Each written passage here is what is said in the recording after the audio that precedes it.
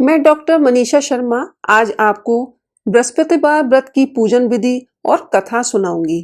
तो चलिए अपने इष्ट देव को प्रणाम करते हुए आज की कथा का शुभारंभ करते हैं।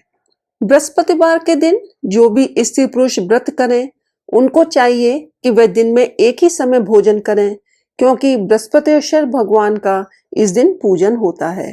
भोजन पीले चने की दाल आदि का करें, परंतु नमक ना खाएं। पीले वस्त्र पहने हैं, पीले ही फलों का प्रयोग करें, पीले चंदन से भगवान का पूजन करें। पूजन के बाद प्रेम पूर्वक कथा सुने।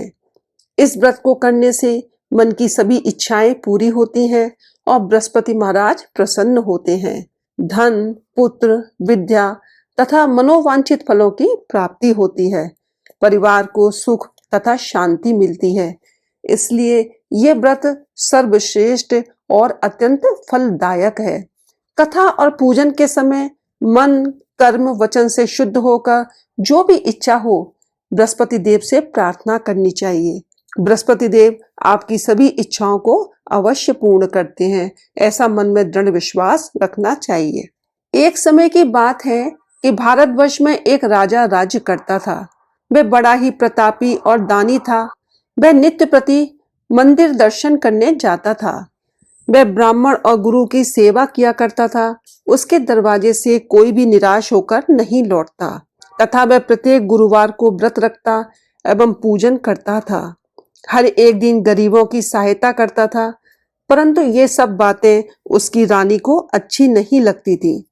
वह न व्रत करती और न किसी को दान देती तथा राजा से भी ऐसा करने को मना करती थी। एक समय की बात है कि राजा तो शिकार खेलने वन को गए। महल में रानी और दासी थी।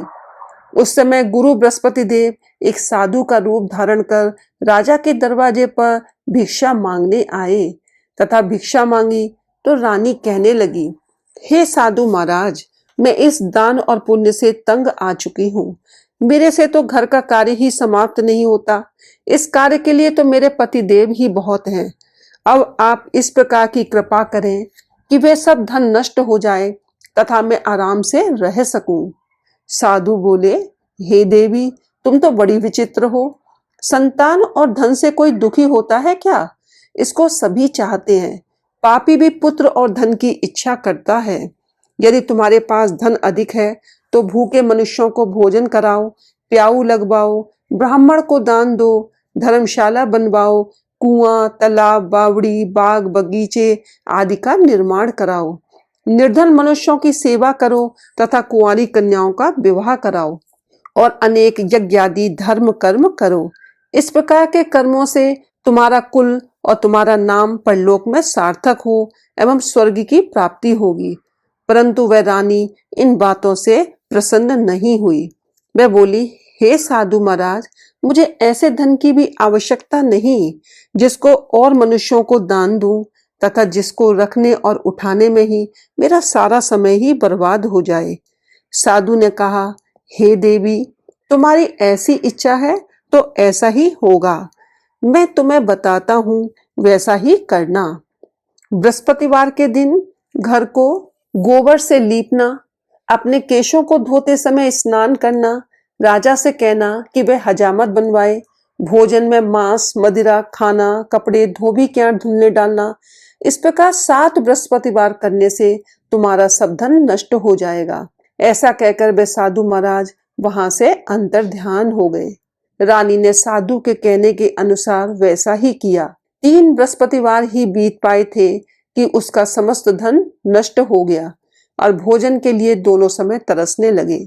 सांसारिक भोगों से दुखी रहने लगे। तब वह राजा रानी से कहने लगा कि रानी, तुम यहाँ पर रहो, मैं दूसरे देश को जाता हूँ, क्योंकि यहाँ पर मुझे सभी मनुष्य जानते हैं, इसलिए मैं कोई कार्य भी नहीं कर सकता। देश चोरी परदेश भीख बराबर है। ऐसा कहकर राजा परदेश चला गया। वहां वह जंगल को जाता और लकड़ी काट कर लाता और शहर में बेचता। इस तरह जीवन व्यतीत करने लगा।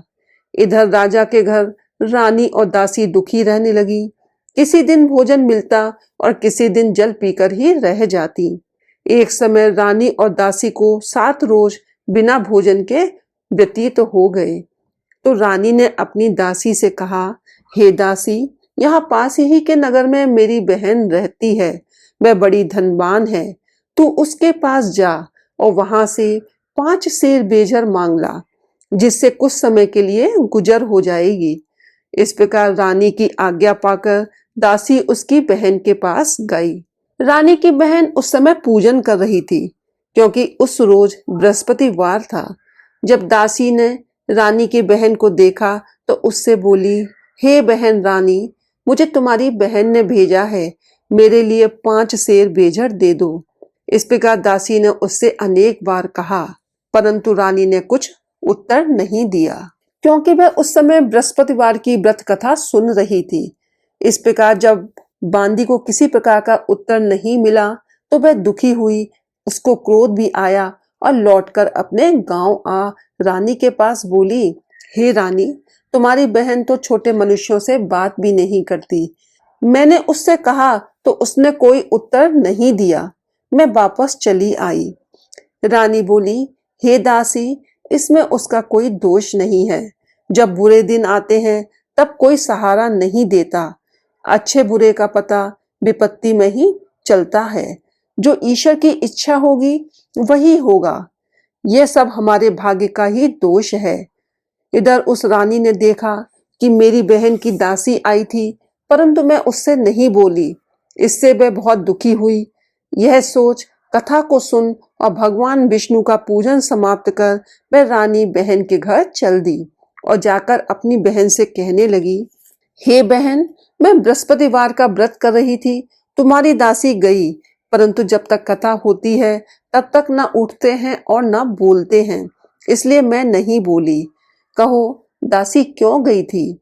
रानी बोली, बहन, हमारे अनाज नहीं था।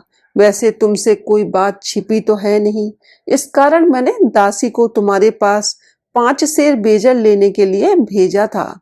रानी बोली, बहन देखो, बृहस्पति भगवान मनोकामना पूर्ण करते हैं। देखो शायद तुम्हारे घर में अनाज रखा हो। इस प्रकार का वचन जब रानी ने सुना तो घर के अंदर गई और वहां उसे एक घड़ा बेजर से भरा मिल गया। तब तो रानी और बांदी को बहुत खुशी हुई और दासी कहने लगी, हे रानी, देखो, वैसे हमको जब नहीं मिलता तो हम रोज व्रत करते हैं। अगर इनसे व्रत की विधि और कथा पूछ ली जाए तो उसे हम भी किया करें। तब उस रानी ने अपनी बहन से पूछा कि हे बहन, बृहस्पतिवार के व्रत की कथा कहने से क्या होता है, इसे कैसे करना चाहिए? रानी की बहन ने कहा, गुरुवार के व्रत में चने की दाल मुनक्के से भगवान विष्णु को केले की जड़ में पूजन करें तथा दीपक जलाएं, पीला भोजन करें। इस प्रकार करने से गुरु भगवान प्रसन्न होते हैं, अन्न पुत्र धन देते हैं, मनोकामना पूर्ण करते हैं। इस प्रकार रानी और दासी दोनों ने निश्चय किया कि बृहस्पति भगवान का पूजन वो जरूर करेंगी। 7 रोज बाद जब बृहस्पतिवार आया तो उन्होंने व्रत घुड़साल में जाकर चना व गुड़ बीन लाई तथा उसकी दाल से केले की जड़ को तथा भगवान विष्णु का पूजन किया। अब भोजन पीला कहाँ से आए? बेचारी बड़ी दुखी हुई, परंतु उन्होंने व्रत किया था, इस कारण गुरु बृहस्पति देव प्रसन्न थे। 2 थालों में सुंदर पीला भोजन लेकर आए और भोजन देखकर दासी बड़ी प्रसन्न हुई और रानी से बोली, चलो रानी जी, भोजन कर लेते हैं। रानी को इस विषय में कुछ पता नहीं था, इसलिए वह दासी से बोली, तू ही भोजन कर, क्योंकि तू हमारी व्यर्थ में हंसी उड़ाती है। दासी बोली, एक महात्मा भोजन दे गए हैं। रानी कहने लगी, वह भोजन तेरे लिए है, तू ही भोजन कर। दासी ने कहा, वह महात्मा हम दोनों के लिए 2 थालों में भोजन दे के गए हैं, इसलिए हम और तुम दोनों ही साथ साथ भोजन करेंगी। इस प्रकार रानी और बांदी दोनों ने गुरु भगवान को नमस्कार कर भोजन प्रारंभ किया तथा अब वे प्रत्येक बृहस्पतिवार को भगवान का व्रत और विष्णु भगवान का पूजन करने लगी। बृहस्पति भगवान की कृपा से फिर रानी और दासी के पास धन हो गया। रानी फिर उस प्रकार आलस्य करने लगी। तब दासी बोली, देखो रानी, तुम पहले भी इस प्रकार आलस करती थी, तुम्हें धन को रखने में कष्ट होता था, इसी कारण सारा धन नष्ट हो गया। अब भगवान की कृपा से हमें धन मिला है तो तुम्हें आलस्य नहीं करना चाहिए। बड़ी मुसीबतों के बाद हमने ये धन पाया है, इसलिए हमें दान पुण्य करना चाहिए तथा भूखे मनुष्यों को भोजन कराना चाहिए। प्याऊ लगवाओ, ब्राह्मणों को दान दो, कुआं, तालाब, बावड़ी आदि का निर्माण करो, मंदिर पाठशाला बनवाकर दान दो, कुंवारी कन्याओं का विवाह करवाओ, इससे पितर प्रसन्न होते हैं। तब रानी ने इसी प्रकार का कर्म करना आरंभ कर दिया, जिससे उसका काफी यश फैलने लगा। एक दिन रानी और दासी विचार करने लगी, न जाने राजा किस प्रकार से होंगे, उनकी कोई खबर नहीं है। गुरु भगवान से उन्होंने प्रार्थना की और भगवान ने रात्रि में राजा को स्वप्न में कहा, हे राजा, उठ, तेरी रानी तुझको याद करती है, अपने देश को जा। राजा प्रातःकाल उठा और विचार करने लगा। स्त्री जो होती है वो खाने और पहनने की ही संगनी होती है, पर भगवान की आज्ञा मानकर वे अपने नगर के लिए चलने को तैयार हुआ।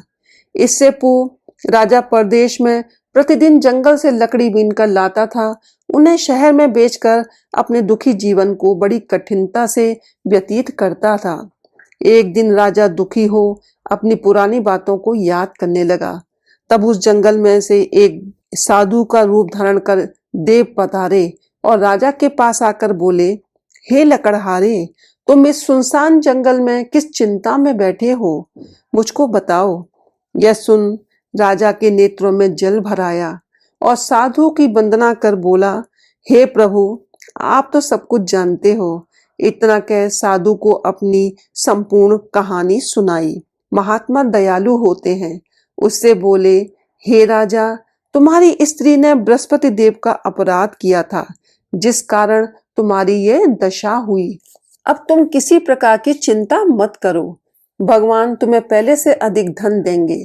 देखो, तुम्हारी स्त्री ने भी गुरुवार का व्रत आरंभ कर दिया है और तुम मेरा कहना मानकर बृहस्पतिवार को व्रत करो। चने की दाल, गुड़ जल के लोटे में डालकर केले का पूजन करो, फिर कथा कहो और सुनो। भगवान तुम्हारी सब मनोकामनाओं को पूर्ण करेंगे।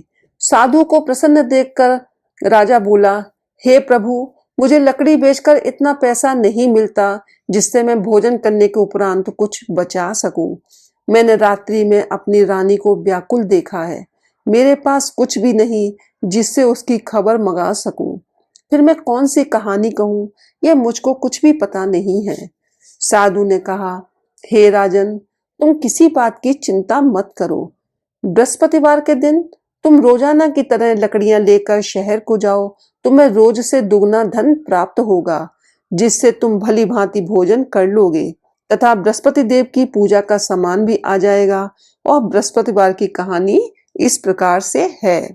प्राचीन काल में एक ब्राह्मण था, वह बहुत निर्धन था, उसके कोई भी संतान नहीं थी। उसकी स्त्री बहुत मलिनता के साथ रहती थी, वह स्नान नहीं करती थी, किसी देवता का पूजन नहीं करती, प्रातःकाल उठते ही सर्वप्रथम भोजन करती, बाद में कोई अन्य कार्य करती थी। इससे ब्राह्मण देवता बड़े दुखी थे, बेचारे बहुत कुछ कहते थे, किंतु उसका कोई परिणाम नहीं निकलता। भगवान की कृपा से ब्राह्मण की स्थिति गर्भवती हुई और उसके एक कन्या हुई। वह कन्या धीरे धीरे बड़ी होने लगी। वह बालिका प्रातः स्नान करके भगवान विष्णु का जाप करती, बृहस्पतिवार को व्रत करने लगी, अपने पाठ को समाप्त करके स्कूल जाती तो अपनी मुट्ठी में जौ भर के ले जाती और पाठशाला के मार्ग में डालती जाती। तब ये जौ स्वर्ण के हो जाते। लौटते समय उनको बीन कर घर ले आती।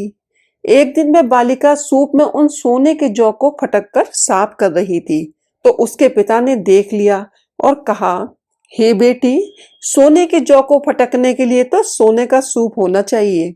दूसरे दिन गुरुवार था।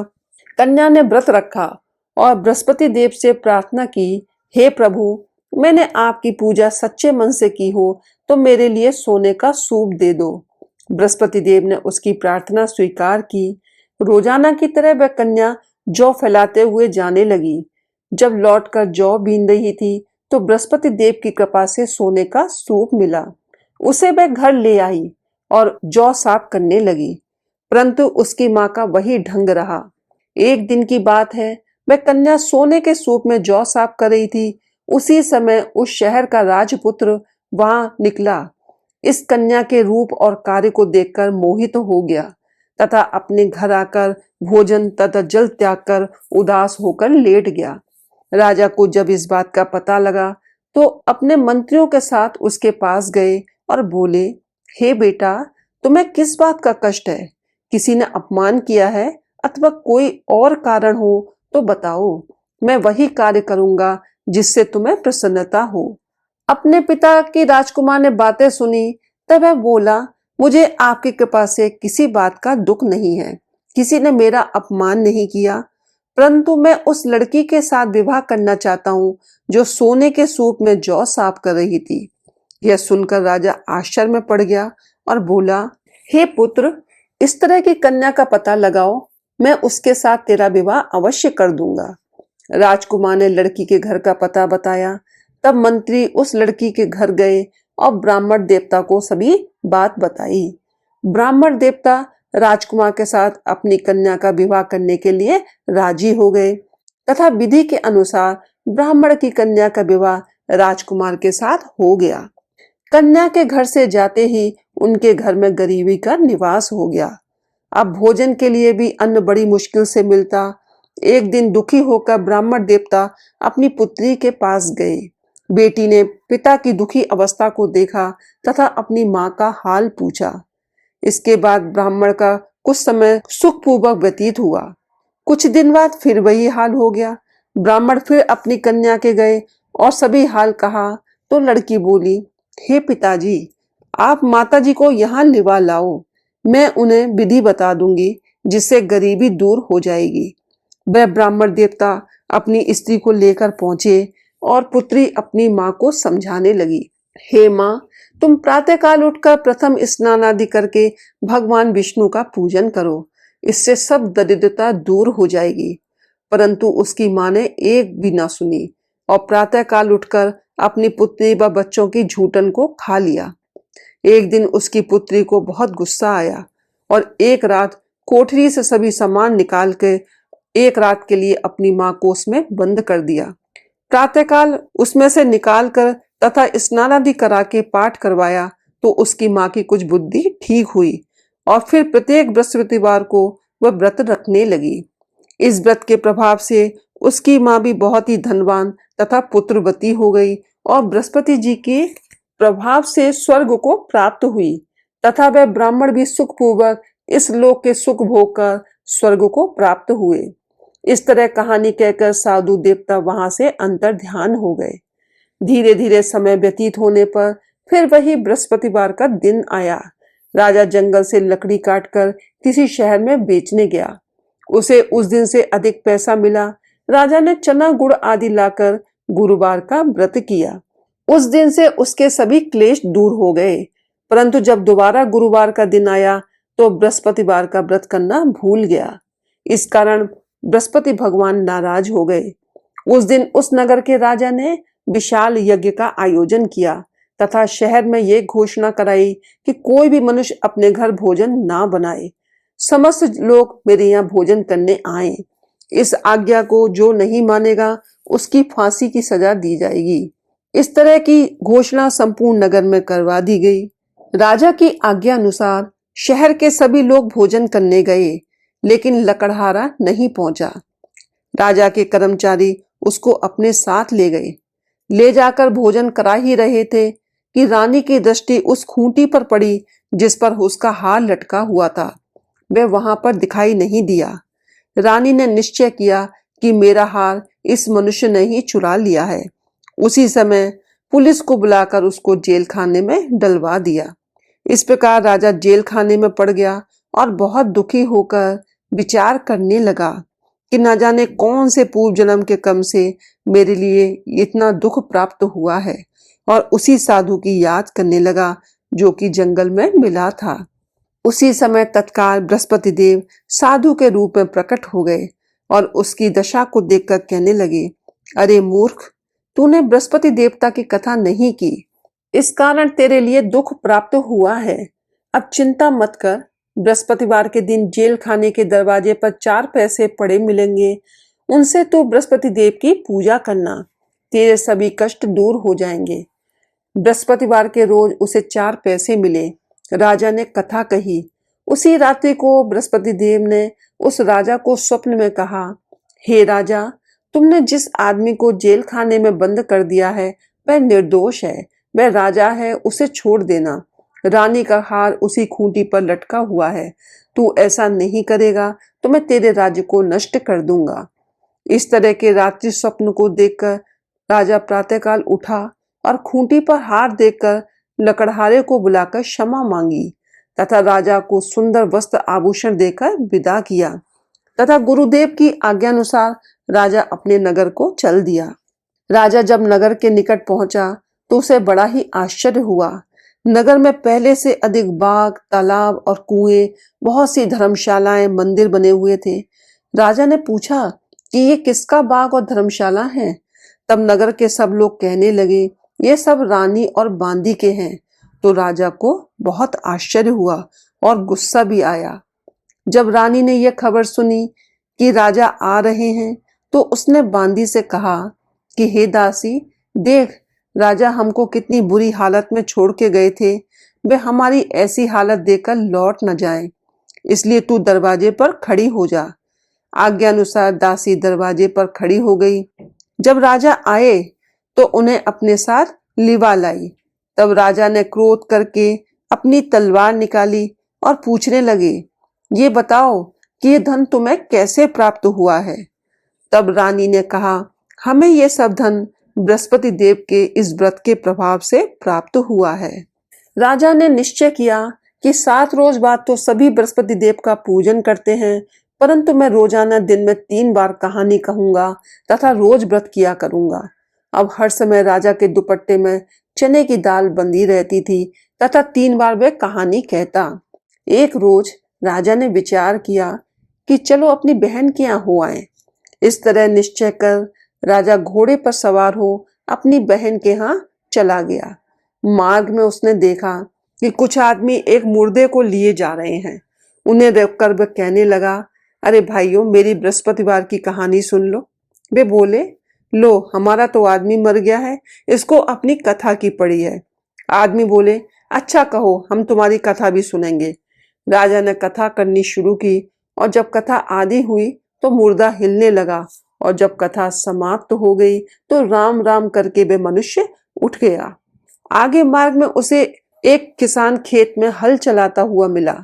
राजा ने उसे देखा तो बोला, अरे भैया, तुम मेरी बृहस्पतिवार की कथा सुन लो।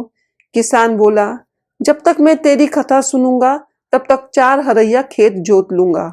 जा अपनी कथा किसी और को सुना। इस तरह राजा आगे बढ़ने लगा। राजा के हटते ही बैल पछाड़ खाकर गिर गए तथा उस किसान के पेट में भी बहुत जोर से दर्द होने लगा। उसी समय उसकी माँ रोटी लेकर आई। उसने जब देखा, अपने पुत्र के बारे में सब हालचाल पूछा और बेटे ने सभी हाल कहा तो बुढ़िया दौड़ी दौड़ी उस घुड़सवार के पास गई और उससे बोली, मैं सुनूंगी तेरी कथा, तू अपनी कथा मेरे खेत पर ही चलकर सुना। राजा ने बुढ़िया के खेत पर जाकर कथा कही, जिसके सुनते ही वे बैल खड़े हो गए तथा किसान के पेट का दर्द भी बंद हो गया। राजा अपनी बहन के यहाँ पहुंच गया। बहन ने भाई का खूब स्वागत किया। दूसरे रोज प्रातःकाल राजा ये देखने लगा कि सब लोग भोजन कर रहे हैं। राजा ने अपनी बहन से कहा कि ऐसा कोई मनुष्य है जिसने भोजन न किया हो, मेरी बृहस्पतिवार की कथा सुन ले। हे भैया, ये देश ऐसा ही है, पहले यहाँ लोग भोजन करते हैं, बाद में अन्य कार्य करते हैं। अगर कोई पड़ोस में हो तो देखाऊं। वह ऐसा कहकर देखने चली गई, परंतु उसे कोई ऐसा व्यक्ति नहीं मिला जिसने भोजन ना किया हो। अतः वह एक कुमार के घर गई जिसका लड़का बीमार था। ऐसा मालूम हुआ कि उसके यहाँ 3 रोज से किसी ने भोजन नहीं किया है। रानी ने अपने भाई की कथा सुनने के लिए कुमार से कहा। वह तैयार हो गया। राजा ने जाकर बृहस्पतिवार की कथा कही, जिसको सुनकर उसका लड़का ठीक हो गया। अब तो राजा को बड़ी प्रसन्नता होने लगी। एक रोज राजा ने अपनी बहन से कहा, हे बहन, हम अपने देश जाएंगे, तुम भी तैयार हो जाओ। राजा की बहन ने अपनी सास से कहा। सास बोली, हाँ चली जा, परंतु अपने बच्चों को मत ले जाना, क्योंकि तेरे भाई के कोई औलाद नहीं है। बहन ने अपने भैया से कहा, भैया मैं चलूंगी परंतु कोई बालक नहीं जाएगा। राजा बोला, जब कोई बालक नहीं जाएगा तो तुम ही क्या करोगी जाकर। बड़े दुखी मन से राजा अपने नगर को लौट आया। राजा ने अपनी रानी से कहा, हम निर्वंशी राजा हैं, हमारा मुंह देखने का धर्म नहीं है और कुछ भोजन आदि नहीं किया। रानी बोली, हे प्रभु, बृहस्पति देव ने हमें सब कुछ दिया है, हमें संतान भी अवश्य देंगे। उसी रात को बृहस्पति देव ने राजा से स्वप्न में कहा, हे राजा उठ, सभी सोच को त्याग दे, तेरी रानी गर्भ से है। राजा को ये बात सुनकर बड़ी खुशी हुई। 9वें महीने उसके गर्भ से एक सुंदर पुत्र की प्राप्ति हुई। तब राजा बोला, हे रानी, स्त्री बिना भोजन के रह सकती है लेकिन बिना बात कहे नहीं रह सकती। जब मेरी बहन आए तो मुझसे कुछ मत कहना। रानी ने सुनकर हाँ कह दिया। जब राजा की बहन ने यह शुभ समाचार सुना तो वह बहुत खुश हुई तथा बधाई लेकर अपने भाई के यहाँ आई। तभी रानी ने कहा, घोड़ा चढ़कर नहीं आई, गधा चढ़ी आई। राजा की बहन बोली, भाभी, मैं इस प्रकार ना कहती तो तुम्हें औलाद कैसे मिलती। बृहस्पति देव ऐसे ही हैं, जैसी जिसके मन में कामनाएं होती हैं सभी को पूर्ण करते हैं।